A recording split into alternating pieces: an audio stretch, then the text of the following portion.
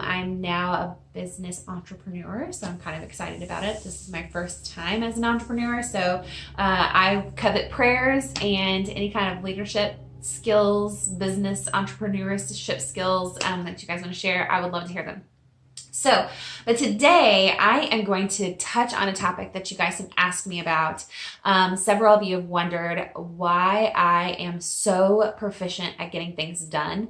Obviously, in the last month I haven't been getting things done, so I thought this was very fitting. It's the new year. We're coming up on the final week of January, and it's kind of blown my mind that we've already blown through 1 month of 2019. So if you've already given up on your resolution or your goal for the year, go back to that, revisit that, let's think about it, and let's hit February 1 with some new and fantastic things. So I'm going to talk to you guys about habits, how to keep them, and how to stay motivated.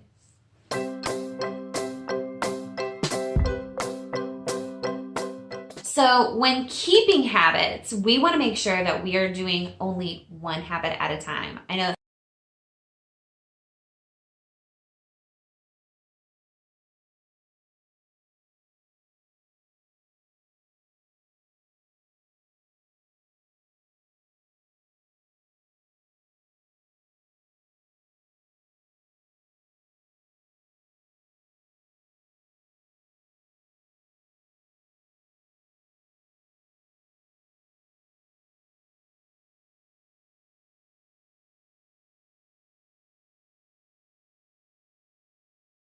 so whenever we do like a weight loss as our New Year's resolution, there's just so much. And by the time you think you figured it out, you're really just starving yourself and exhausting your energy sources, and you're just fatigued to no end. So I'm going to talk to you really quick about one habit at a time. And what that means is, moving my notes over here. Okay, I'm gonna give you an example. If you are out there and you're wanting to lose 50 pounds, if you're wanting to lose 50 pounds, I think that is an amazing goal. I think it is, and I'm not going to tell you any different. I think that's a fabulous goal for you. If you know that 50 pounds is what's keeping you from being the healthiest you possible. But what I want you to realize is that whenever you're trying to lose 50 pounds, I bet in your mind you're like, I want to lose 50 pounds in like 3 to 6 months.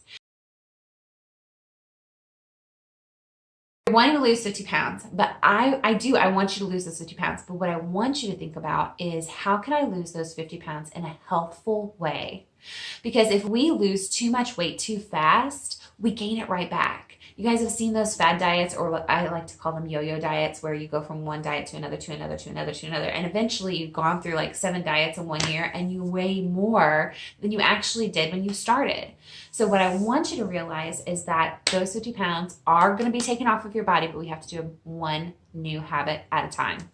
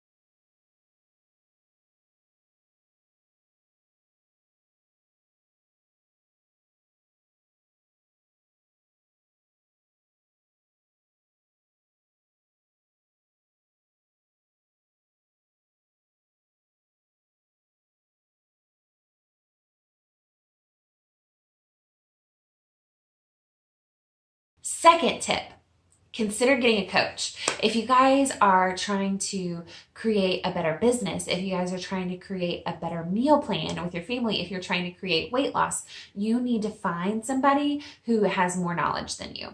Now, not only do they need to have more knowledge than you, but you also need to find somebody that has a solid background in that. We don't want somebody who watches Dr. Oz to be the person that tells us all the things we don't need to know, right? We don't want that expert. We want somebody who has a background in better business. We want somebody who has a background in nutrition, somebody who has a background in fitness, to be our life coach, our nutrition coach, or our fitness coach, right?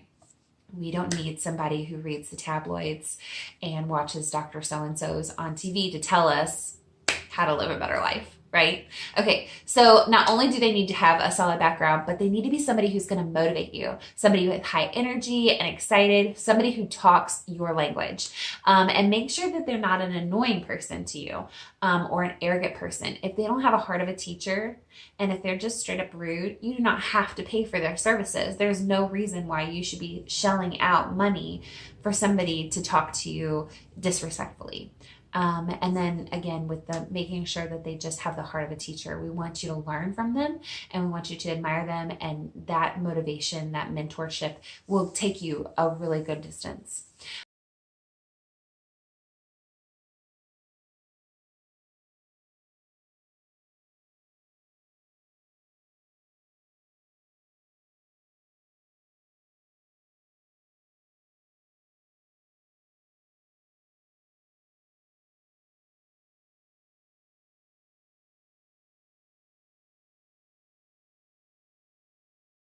What do you do afterwards? You wash your hands, right? Like that's habit because the sink is conveniently right there. So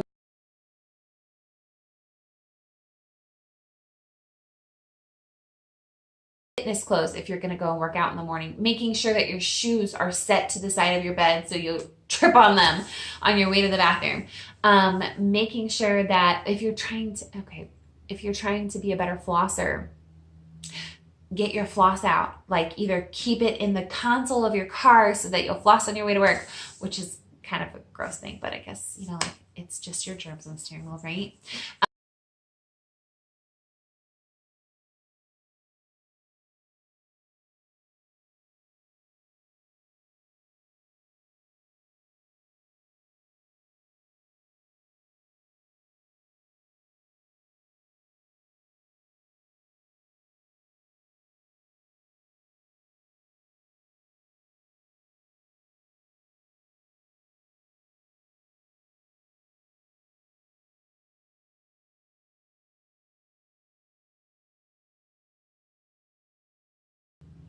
So just to recap, 1, work on one habit at a time.